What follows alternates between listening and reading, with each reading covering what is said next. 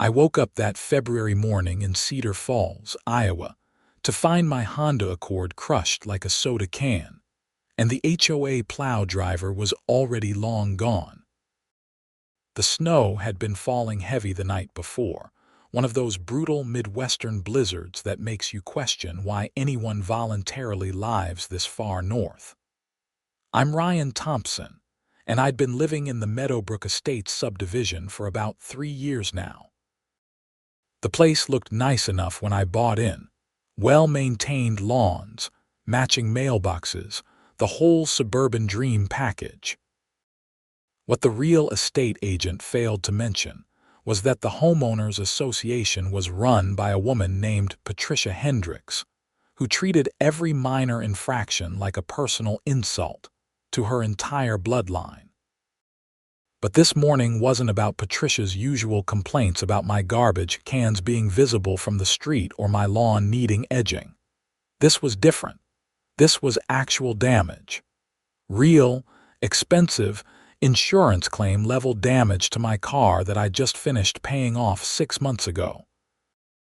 I stood there in my driveway, coffee mug in hand, staring at the mangled driver's side of my vehicle. The entire side panel was caved in, the mirror was hanging by a wire, and there were deep scratches running from the front wheel well all the way to the back bumper. The snow around my car had been disturbed, showing clear tire tracks from something much larger than a passenger vehicle. A plow, obviously. My first instinct was to call the police. But then I remembered how useless they'd been last summer when someone had stolen my lawn mower. Small property damage wasn't exactly their priority. I pulled out my phone and started taking pictures from every angle, documenting the damage, the tracks, everything I could think of. The morning sun was just starting to break through the gray clouds, casting long shadows across the snow-covered street. "Hey, Ryan," a voice called out from across the street. It was Marcus Chen, my neighbor, jogging over in his bathrobe and boots. "Man, I saw what happened." Or rather, my camera did. I looked up from my phone, hope sparking in my chest. "Your Ring camera caught it." "Better than that," Marcus said, pointing to the elaborate security setup on his garage. "I've got the high-definition system with night vision. Catches everything from my driveway to halfway down the block." I was reviewing the footage this morning because I thought I heard something loud last night, around 2 in the morning. We trudged through the snow to Marcus's house, and he pulled up the footage on his computer in his home office. Sure enough, there it was in crystal clear quality despite the darkness and falling snow. A massive white plow truck with the Meadowbrook Estates HOA logo on the side came barreling down the street at what had to be at least 30 miles per hour.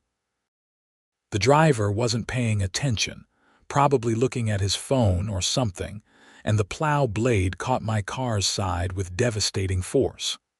The sound was audible even on the recording, a horrible screeching crunch of metal on metal. The truck didn't even slow down. It kept going, leaving destruction in its wake. "Can you see the license plate?" I asked, leaning closer to the screen. Marcus zoomed in and enhanced the image. The plate was clearly visible. HOA 773. "Iowa commercial plate," Marcus noted. "And look at the timestamp. 2:17 in the morning." "That's definitely HOA property," I said, my jaw clenching. "I need a copy of this footage." "Already on it," Marcus said, pulling out a USB drive. "I figured you'd need it for insurance and probably the police.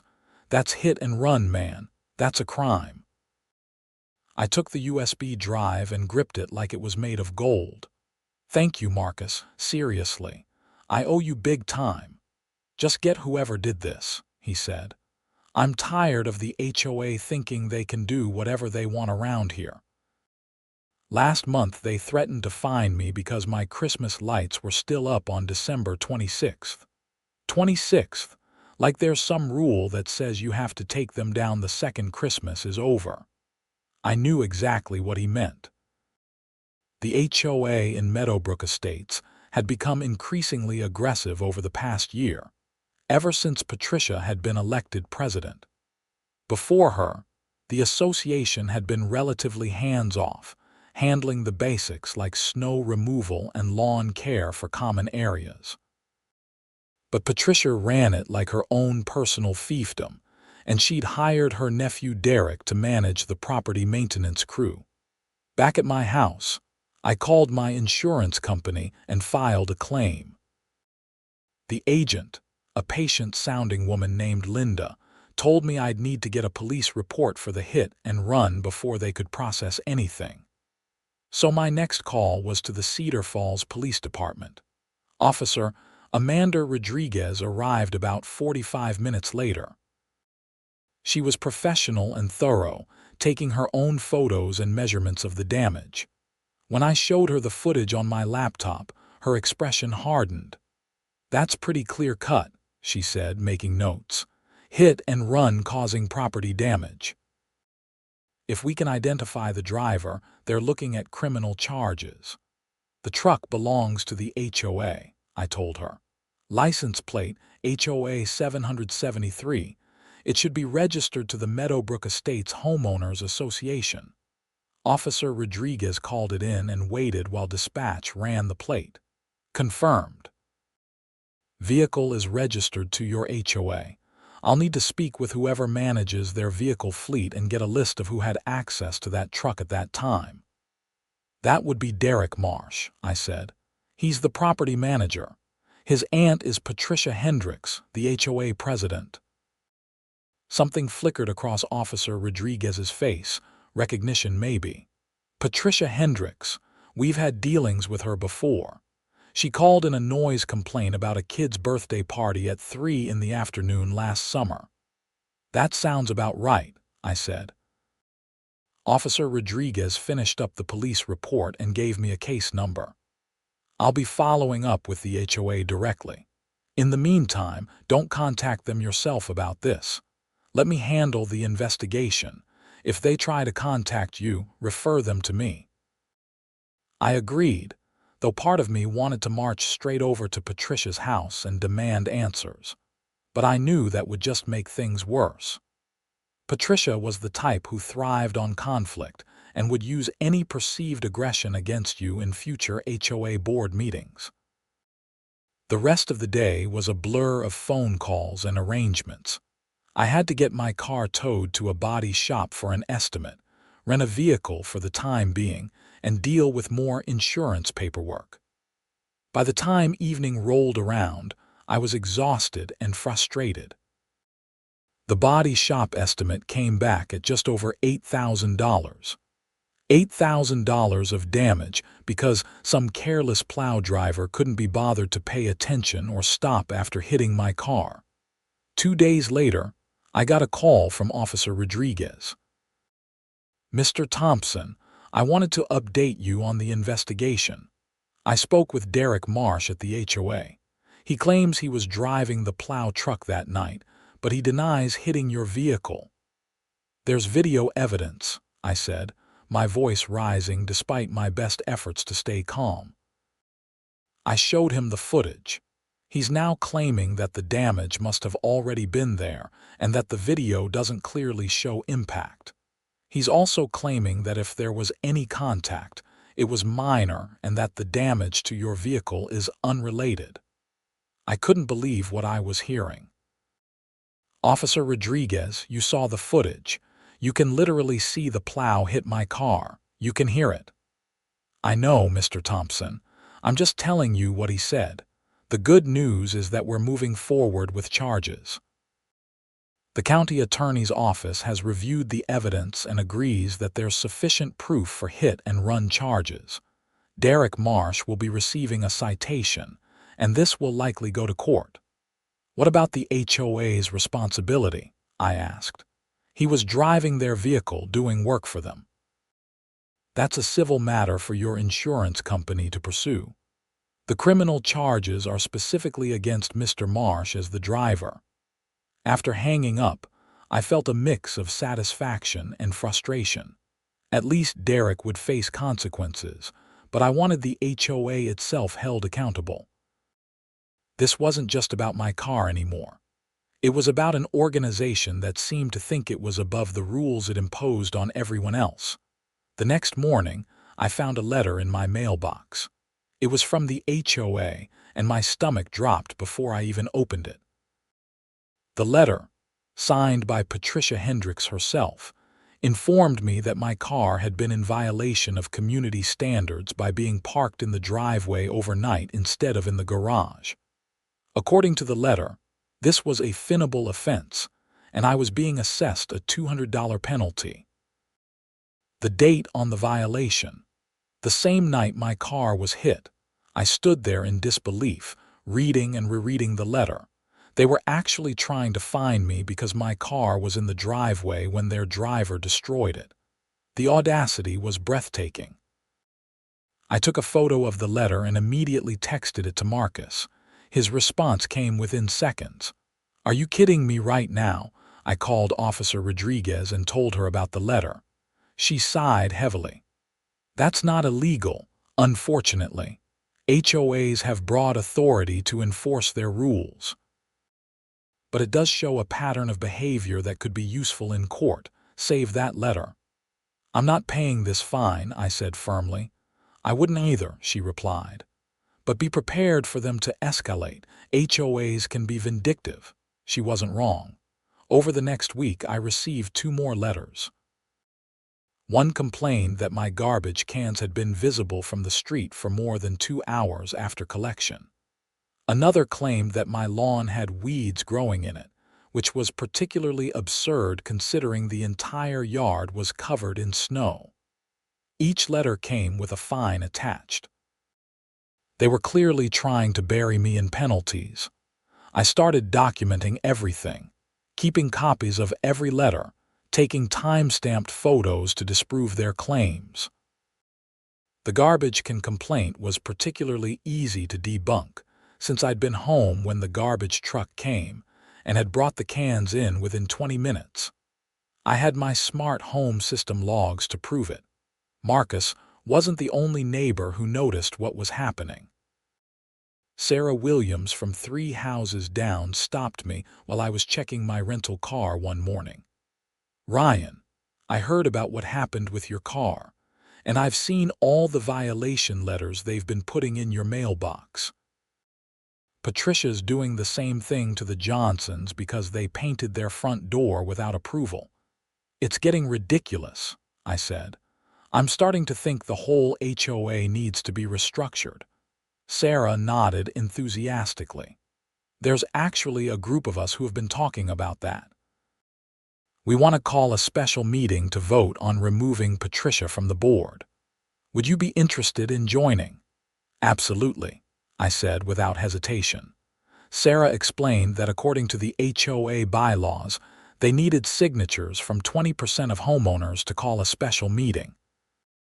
Meadowbrook Estates had 240 homes, so they needed 48 signatures. They currently had 32. "I can definitely get you more," I said. "After what's happened, I'm sure plenty of people will sign." Over the next few days, I went door to door with the petition. I was surprised by how many people immediately agreed to sign. Nearly everyone had a story about Patricia or the HOA board overstepping. Mrs. Eleanor Simmons, a retired teacher in her 70s, told me about how they'd threatened to fine her for having a bird feeder in her backyard because it attracted wildlife. Mr. James Patterson, a veteran, had been cited for displaying an American flag that was too large according to some arbitrary HOA standard. Within a week, we had 63 signatures, well over the required threshold. Sarah filed the petition with the HOA board, requesting a special meeting to vote on Patricia's removal and to discuss the restructuring of HOA management practices. Patricia's response came in the form of a letter to all homeowners. In it, she claimed that a small group of malcontents was trying to undermine the HOA's ability to maintain property values. She accused me by name of trying to avoid responsibility for my own negligence and of manipulating other homeowners. The letter was full of barely veiled insults and suggestions that anyone who signed the petition was working against the community's best interests. The special meeting was scheduled for a Thursday evening in mid-March at the community center. The room was packed, with easily over 100 homeowners in attendance. I'd never seen so many people show up for an HOA meeting before. Usually, these things drew maybe 15 people, mostly retirees with nothing better to do. Patricia sat at the front table with the rest of the board members. Vice President Linda Monroe, Treasurer Keith Sanderson, and Secretary Brenda Wallace. Derek was sitting in the front row, glaring at everyone who walked in. He'd received his citation from the police and had a court date scheduled for next month. Sarah, as the petition organizer, was given the floor first. She laid out the complaints clearly and professionally, citing specific examples of HOA overreach and abuse of power. She mentioned the incident with my car and how Derek had fled the scene, then how the HOA had retaliated by issuing frivolous fines. Patricia interrupted repeatedly, trying to derail Sarah's presentation with procedural objections, but the crowd wasn't having it. People started shouting for Patricia to let Sarah finish. The moderator, a lawyer named Mr. Gregory Foster who'd been brought in to ensure the meeting followed proper procedures, had to restore order multiple times. When it was Patricia's turn to speak, she went on the offensive. "This meeting is a witch hunt," she declared, her voice sharp and accusatory. "Ryan Thompson is upset because he parked his vehicle in violation of our community standards, and it sustained damage. Instead of taking responsibility, he's trying to blame the HOA and turn everyone against us. We work tirelessly to maintain property values and keep this neighborhood beautiful. You mean your nephew works tirelessly to hit parked cars and drive away?" Someone shouted from the back. Laughter rippled through the crowd. Patricia's face turned red. "There is no proof that Derek hit anything. The video is inconclusive." "I've seen the video," Marcus said, standing up.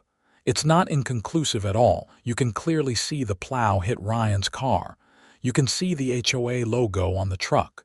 You can see the license plate. The police agreed there was enough evidence to file charges." "The police are wrong," Derek said, standing up and turning to face the crowd. "I was plowing that night, sure, but I didn't hit anything. That car was already damaged. Ryan probably did it himself and is trying to commit insurance fraud." The room erupted in angry shouts. Mr. Foster had to bang his gavel and threaten to end the meeting if people didn't calm down. I stayed seated, forcing myself to remain calm even though I wanted to jump up and confront Derek directly. Once order was restored, I was given a chance to speak. I walked to the front of the room, feeling all eyes on me. "I'm not here to make personal attacks," I said, keeping my voice level, "but I do want to show everyone what we're dealing with." I had Marcus's laptop set up with the video footage queued. I played it for everyone in the room. The impact was audible, visible, undeniable. When it finished, the room was silent for a moment before conversation exploded. "I want to be clear," I continued. "This isn't just about my car. It's about an HOA that thinks it's above accountability. Derek hit my car and drove away. Instead of the HOA taking responsibility, they retaliated against me with frivolous fines. I've received over $600 in fines in the past 3 weeks, all for supposed violations that are either false or exaggerated." I held up the stack of violation letters I'd received. "This is harassment. This is what happens when an HOA has too much power and not enough oversight." More homeowners came forward with their own stories. The meeting went on for over 3 hours. By the end, It was clear that the tide had turned completely against Patricia and her board. When Mr. Foster finally called for the vote on removing Patricia as president, it wasn't even close. 107 voted for removal, 12 voted against, with a handful of abstentions. Patricia didn't take it well. She stood up, knocking her chair backward. "You're all making a huge mistake. Without proper leadership, this community will fall apart. Property values will plummet. Don't come crying to me when your homes are worth nothing." She stormed out, Derek following behind her. Linda Monroe, the vice president, looked shell-shocked but accepted the nomination to serve as interim president until regular elections could be held.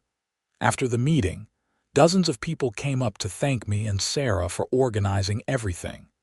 It felt good, but I knew the fight wasn't over. I still had to deal with the court case against Derek, and my insurance claim was still pending. The following week, I got a call from my insurance company. They'd reviewed all the evidence, including the video footage, and had determined that the claim was valid.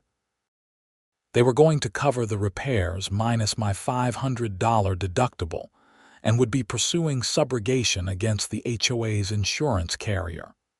"Just so you're aware," Linda from insurance told me, "the HOA's insurance company is denying coverage. They're claiming the driver was acting outside the scope of his duties. He was plowing HOA streets in an HOA vehicle," I said, confused. "How is that outside his duties?" "They're arguing that because he fled the scene, it was a criminal act not covered by their policy. It's a common insurance company tactic to avoid paying. We'll be taking them to court over it." Great, I thought. More legal battles. Derek's court date arrived in early April. I took the day off work to attend. Officer Rodriguez had told me I might need to testify, though she thought the video evidence would be sufficient for a conviction.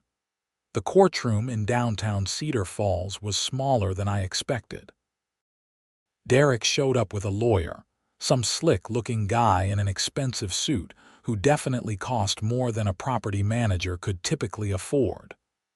I suspected Patricia was footing the bill. The prosecutor, a young woman named Jessica Hartley, presented the case efficiently. She showed the video, presented Officer Rodriguez's testimony and report, and called Marcus to verify that the footage was authentic and unaltered. Derek's lawyer tried to argue that the video didn't definitively show Derek was driving the truck, only that the truck hit my car. He suggested someone else could have taken the truck without authorization. "Your Honor," Prosecutor Hartley responded, "Mr. Marsh admitted to Officer Rodriguez that he was driving the plow truck that night. He's only denying that he hit the vehicle. His own admission places him behind the wheel." The judge, an older man named Judge Robert Kensington, reviewed the evidence carefully. He watched the video 3 times, asking questions about the timestamp and the clarity of the license plate. Finally, he rendered his verdict. "I find the defendant, Derek Marsh, guilty of leaving the scene of an accident. The video evidence clearly shows the defendant's vehicle striking the plaintiff's car and departing without stopping. Mr. Marsh, you are fined $1,000 and your driver's license is suspended for 90 days. You'll also be responsible for restitution to Mr. Thompson for his insurance deductible and any additional costs not covered by insurance." Derek's face went pale. His lawyer immediately began talking about appeals, but Judge Kensington wasn't interested. "This is a straightforward case, counselor. The evidence is clear. I'd advise your client to accept responsibility and move on." Outside the courtroom, Officer Rodriguez caught up with me. "Good outcome," she said. "And I wanted to let you know we've had 3 other complaints come in about Derek's driving, all incidents with HOA vehicles. The city is conducting a broader investigation into the HOA's vehicle maintenance and driver training practices." "Seriously," I asked. Yeah. Turns out Derek doesn't actually have a commercial driver's license, which is required in Iowa for operating vehicles over a certain weight with commercial plates. The HOA was supposed to ensure their drivers were properly licensed and trained. They didn't. The city's looking at potentially revoking their ability to self-manage snow removal and other services. This was bigger than I'd realized. What started as a hit and run on my car had uncovered systemic problems with how the HOA operated. Over the next few weeks, things moved quickly. The city's investigation found multiple violations, not just with Derek but with the HOA's entire property management operation. They'd been cutting corners on vehicle maintenance, driver qualifications, and insurance coverage. The HOA was hit with significant fines and was required to hire a professional property management company to take over operations. Patricia tried to fight back, showing up at city council meetings to complain about government overreach, but nobody was buying it. Too many people had been affected by the HOA's mismanagement. The local newspaper even ran a story about it. Local HOA's reckless practices exposed after hit and run. My car was finally repaired in late April. The body shop did excellent work, and you couldn't even tell it had been damaged. The HOA's insurance company had eventually been forced to cover the costs after my insurance company's lawyers applied pressure. I got a check for my $500 deductible from Derek as part of his restitution, along with an additional $200 for my rental car costs that insurance hadn't fully covered. The special election for the new HOA board was held in May. Linda Monroe ran for president on a platform of transparency and reasonable enforcement of community standards. She won easily. The new board's first act was to void all of the frivolous fines that Patricia had issued in her final months as president, including all of mine. They also revised the HOA bylaws to include more robust checks and balances, term limits for board members, and a requirement that any fine over $100 had to be approved by a majority of the board, not just the president. It wasn't perfect, but it was a huge improvement. Derek, meanwhile, was struggling.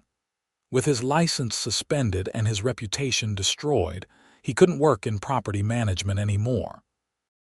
I heard through the neighborhood grapevine that he'd moved out of Cedar Falls entirely, going to stay with family in Des Moines while he figured out his next move. Patricia had also largely withdrawn from community activities, showing up only occasionally and keeping a low profile. One evening in early June, I was grilling burgers in my backyard when Marcus came over with a 6-pack of beer.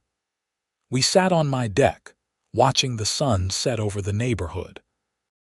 "You know," Marcus said, "when I decided to install those security cameras last year, I never thought they'd end up taking down an entire HOA board." I laughed. "I owe you big time." If you hadn't caught that footage, Derek would have gotten away with it, and Patricia would still be making everyone's lives miserable. "It worked out the way it was supposed to," Marcus said, taking a sip of his beer. "That's what matters. The system worked eventually." "Eventually is right," I said. "It took months of fighting, a court case, a city investigation, and a special election. I'm exhausted." "But you won," Marcus pointed out, "and not just for yourself. For everyone in the neighborhood, that's worth being tired."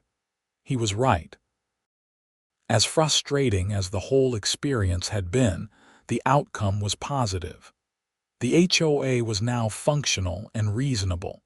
Property values hadn't plummeted like Patricia had predicted.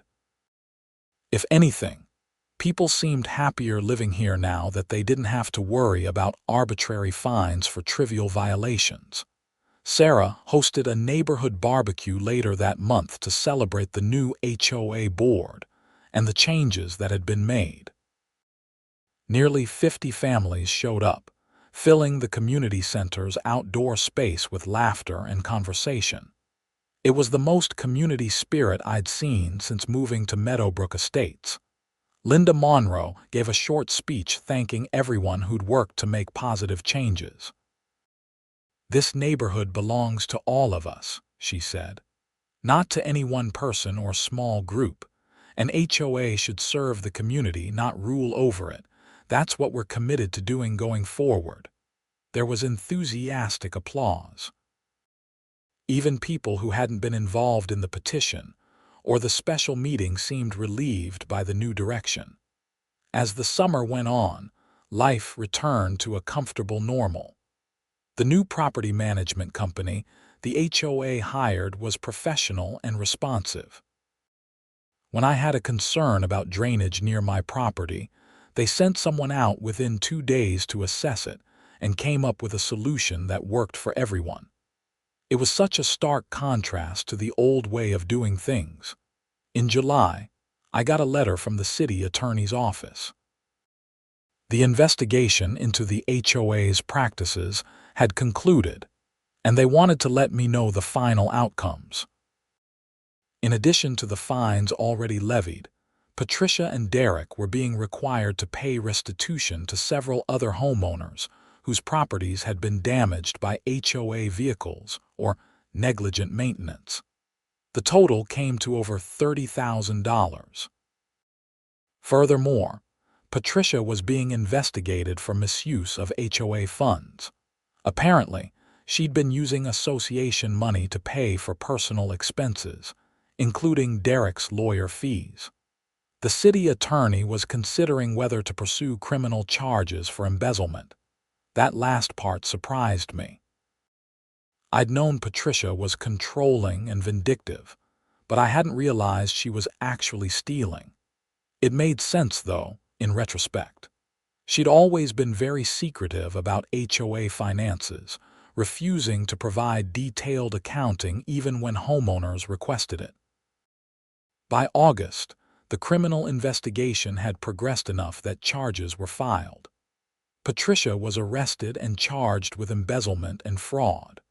The local news covered it extensively, and it was shocking to see someone I'd interacted with regularly being led into court in handcuffs. The evidence was apparently overwhelming. The forensic accountant hired by the city had found over $75,000 in misappropriated HOA funds over a 3-year period. Patricia had been writing checks to herself and Derek for consulting fees and special projects that never actually existed. She'd also been inflating the costs of legitimate services and pocketing the difference. The HOA board hired a lawyer to pursue civil remedies as well, filing suit against Patricia to recover the stolen funds. Her house in the neighborhood quietly went up for sale in September. She was facing serious prison time if convicted, and her legal bills were mounting. Derek was charged as an accomplice in the embezzlement scheme. Prosecutors alleged he'd knowingly participated in the fraud by accepting payments for work he never performed and helping Patricia conceal the theft by creating false invoices and work orders. The trial was scheduled for November. I was called as a witness, not about the embezzlement directly, but about the pattern of retaliation and harassment that had occurred after the hit and run. The prosecution wanted to establish that Patricia had been willing to abuse her authority to protect Derek and herself. Testifying was nerve-wracking, even though I was just telling the truth about what had happened. Patricia's defense attorney tried to paint me as a disgruntled homeowner with an axe to grind, someone who'd blown a minor incident out of proportion. But the prosecutor was prepared, presenting all the documentation I'd kept. The frivolous fines, the threatening letters, the timeline showing how it all started immediately after the hit and run. Other homeowners testified too, describing similar patterns of retaliation whenever someone questioned Patricia or the board.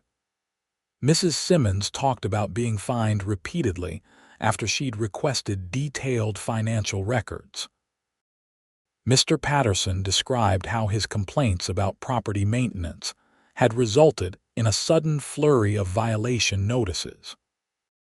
The evidence painted a clear picture of an HOA president who'd been running the association like a personal kingdom, enriching herself and her family while silencing anyone who objected. The jury deliberated for 2 days. When they returned with their verdict, I was sitting in the gallery with Marcus, Sarah, and a dozen other homeowners who'd been affected. On the count of embezzlement, we find the defendant guilty. On the count of fraud, we find the defendant guilty. On the count of conspiracy, we find the defendant guilty. Patricia showed no emotion as the verdicts were read, but I saw her lawyer's shoulders slump. Derek, who'd been tried separately and had already been convicted, was apparently cooperating with prosecutors in hopes of a reduced sentence. At sentencing, Judge Kensington was not lenient. "Miss Hendricks, you held a position of trust in your community. Your neighbors elected you to manage their collective resources and to serve their interests. Instead, you stole from them. You used your position to enrich yourself and to punish anyone who questioned you. The impact of your actions extends far beyond the financial theft. You damaged the social fabric of your community and betrayed the trust of hundreds of families." Patricia was sentenced to 5 years in prison, with the possibility of parole after 3 if she made full restitution. She was also ordered to pay back all the stolen funds plus penalties and interest, a total of over $100,000. Derek received 2 years in prison for his role in the conspiracy. Walking out of the courthouse that day felt surreal.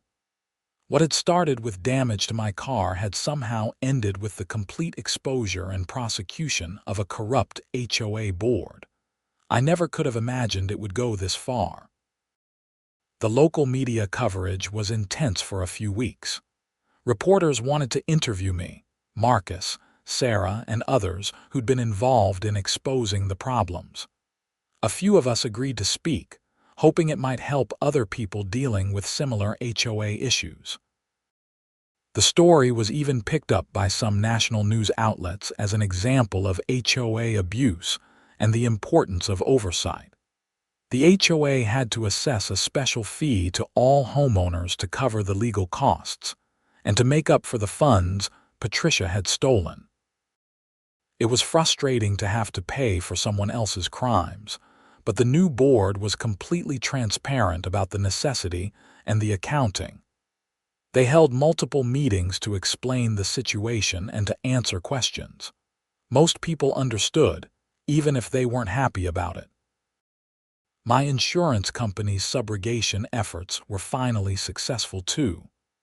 They recovered all the money they'd paid out for my car repairs from the HOA's insurance carrier, which meant my rates wouldn't go up. It was a small victory compared to everything else, but it mattered. By December, life in Meadowbrook Estates had settled into a new normal. The neighborhood felt different now, more cohesive somehow. People were more engaged with HOA meetings and activities. There was a sense that we'd all been through something together and had come out stronger. The holidays were approaching, and for the first time in years, there were no complaints about Christmas decorations being too early or too elaborate. The new HOA board had adopted a much more relaxed approach to seasonal decorations, allowing people to celebrate however they wanted as long as they weren't creating legitimate safety hazards. Marcus went all out with his display, covering his entire house in lights and setting up an elaborate nativity scene in his yard. Nobody complained. In fact, people stopped by to admire it and take pictures on Christmas Eve. Sarah organized a neighborhood caroling event. About 30 people showed up, walking through the streets singing Christmas songs and drinking hot chocolate. We stopped at Mrs. Simmons' house, and she came out on her porch in tears, saying it was the most wonderful thing she'd seen in years. Standing there in the cold Iowa night, surrounded by neighbors who'd become friends through adversity, I felt genuinely grateful. Not for everything that had happened, obviously. I could have done without my car being destroyed and all the stress that followed.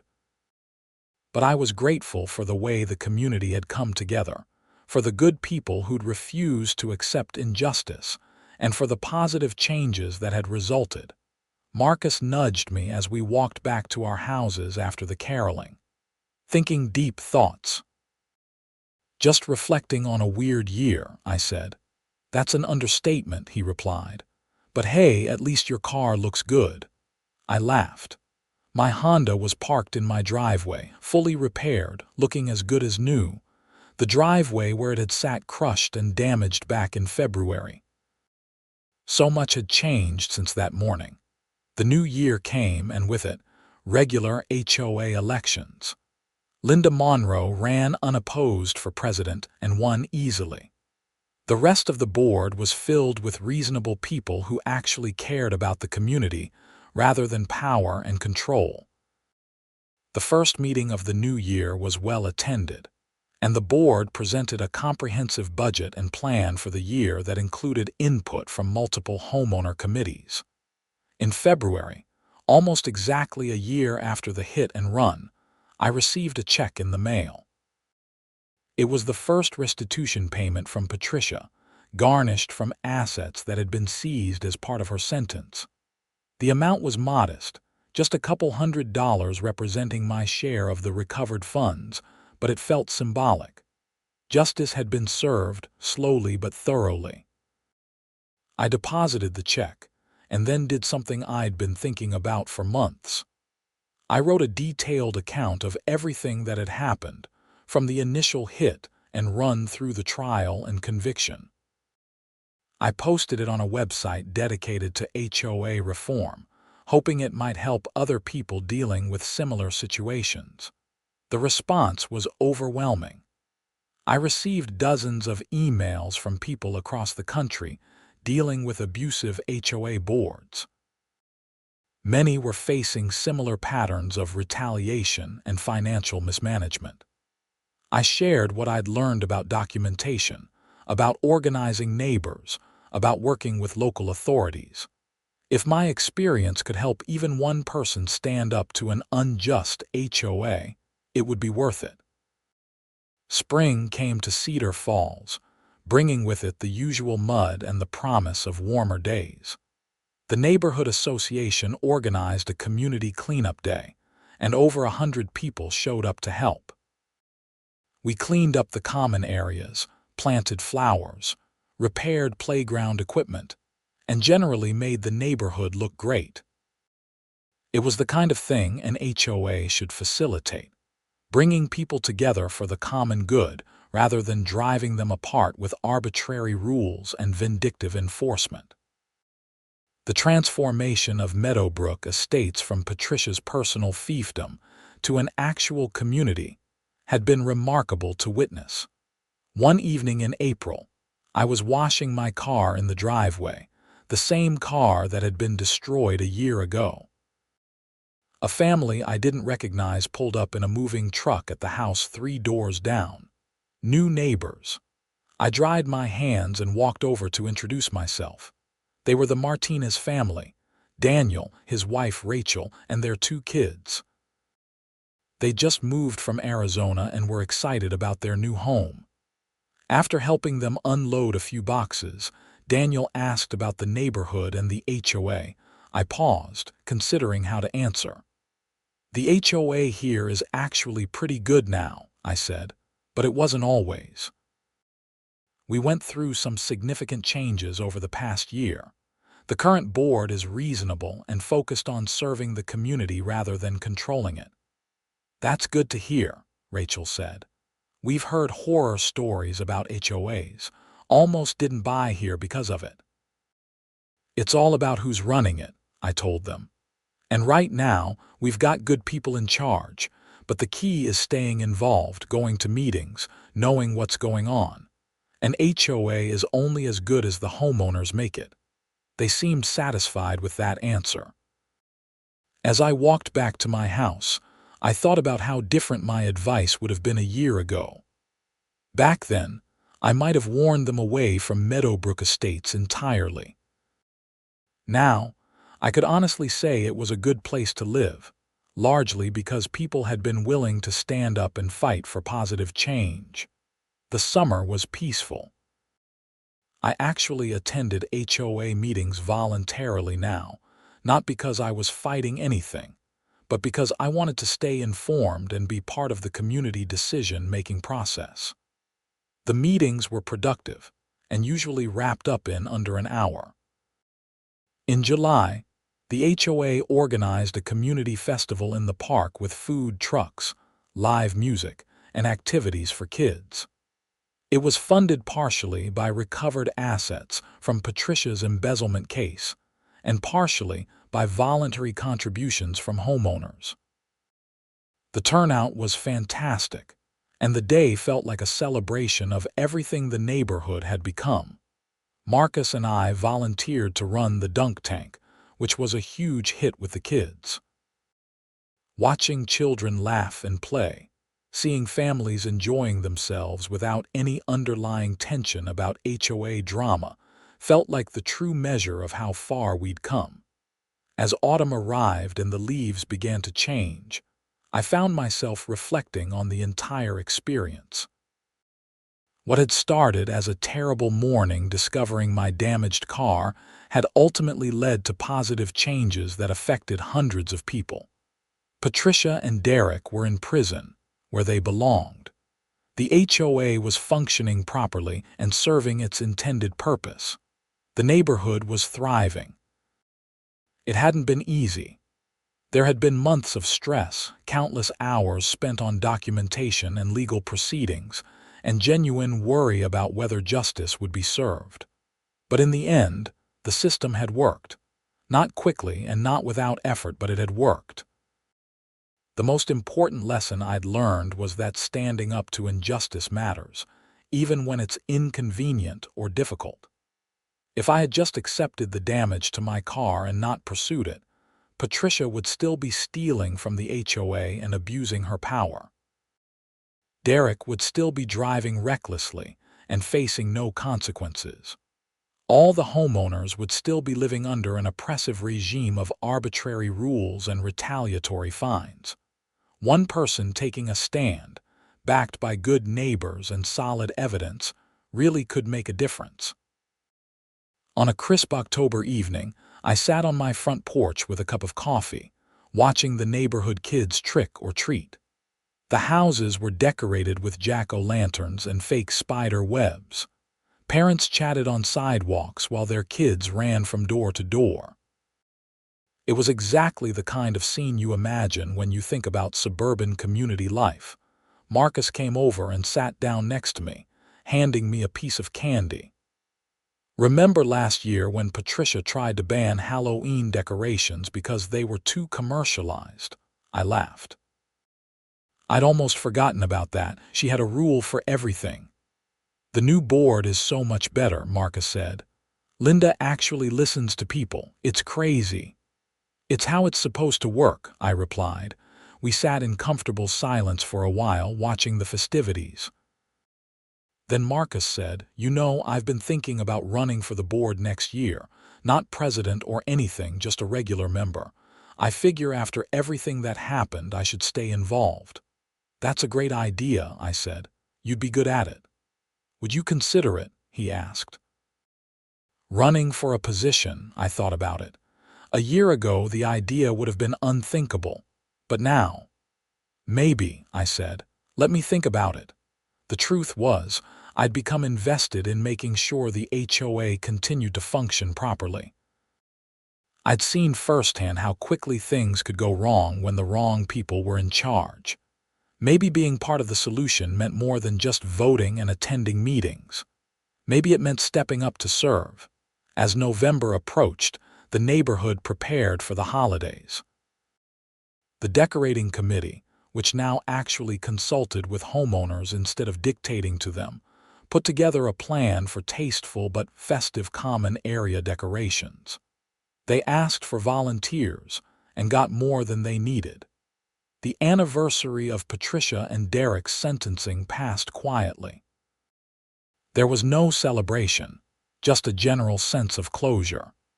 The HOA had fully recovered from the financial damage, the legal cases were concluded, and restitution payments were being made as ordered by the court. In December, I made my decision. I filed paperwork to run for a position on the HOA board. Sarah was running for secretary, and Marcus for treasurer. Linda Monroe was running for her second term as president.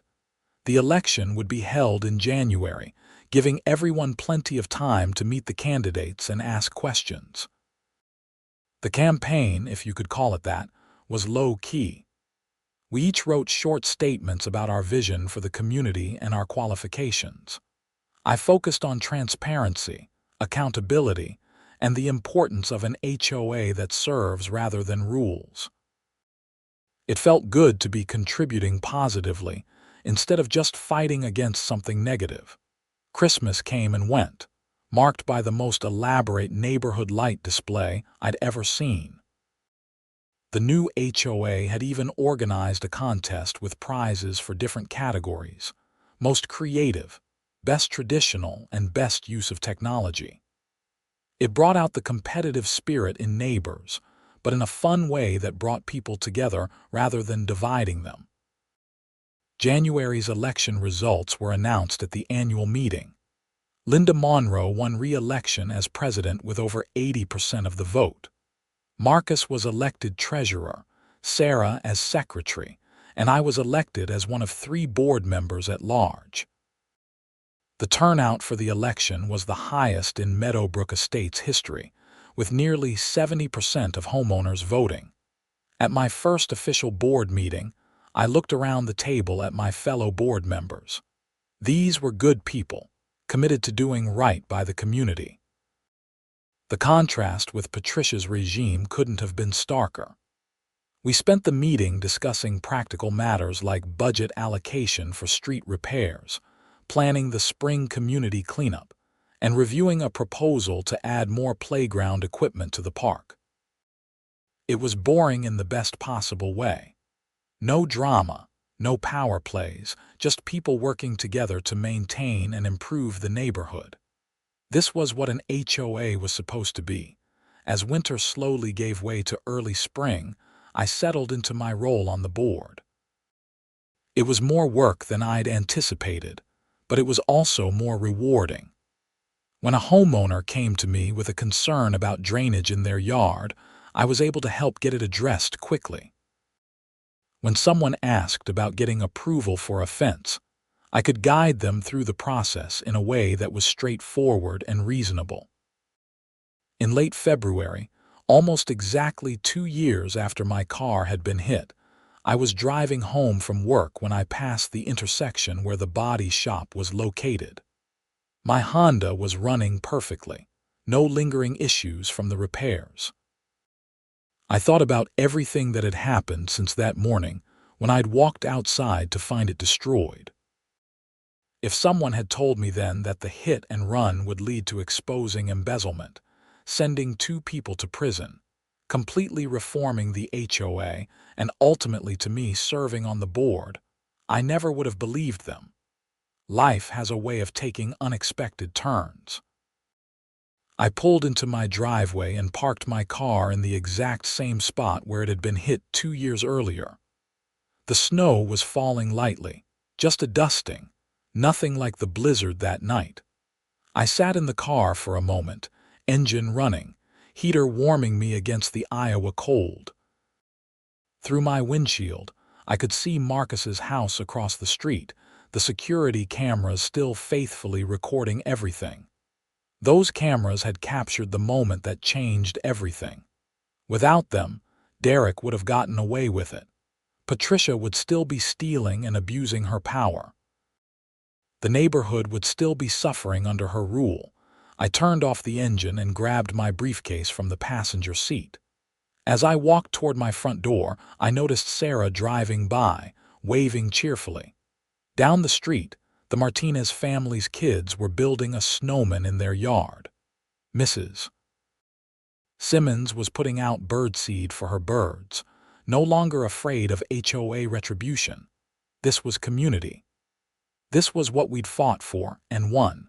Not just justice for one damaged car, but a better way of living together, a better way of managing our shared spaces and resources. It had taken courage, persistence, documentation, good neighbors, and a legal system that, while slow, ultimately worked. I unlocked my front door and stepped inside, stomping the snow off my boots. My phone buzzed with a text from Linda. The message was simple. Board meeting next Tuesday to discuss spring plans. Thanks for everything you do. Thanks for everything I do. 2 years ago, I was just a guy whose car got hit. Now, I was part of something bigger, part of a community that had transformed itself through collective action and refusal to accept injustice. I made myself dinner and settled in for the evening, looking over the agenda items for next week's meeting. There were proposals for neighborhood improvements, budget discussions, and a request from a family wanting to put in a swimming pool. Normal stuff. Good stuff. Outside, the snow continued to fall, covering the streets where Derek had once driven recklessly in the middle of the night. The plow trucks that would clear those streets tomorrow belonged to the professional company the HOA now contracted with. Drivers with proper licenses and training, vehicles with proper insurance and maintenance. Everything was as it should be, or at least as close as human organizations ever get. The HOA wasn't perfect. We still had disagreements about rules and expenses. But those disagreements were handled fairly, with transparency and respect for all involved. That was all anyone could really ask for. As I drifted off to sleep that night, my last thought was about the journey from victim to advocate to leader. It wasn't a journey I'd chosen or wanted, but it was one that had shaped me and my community in profound ways. My car had been hit, but in standing up for myself and refusing to let it go, I'd helped protect countless others from similar treatment.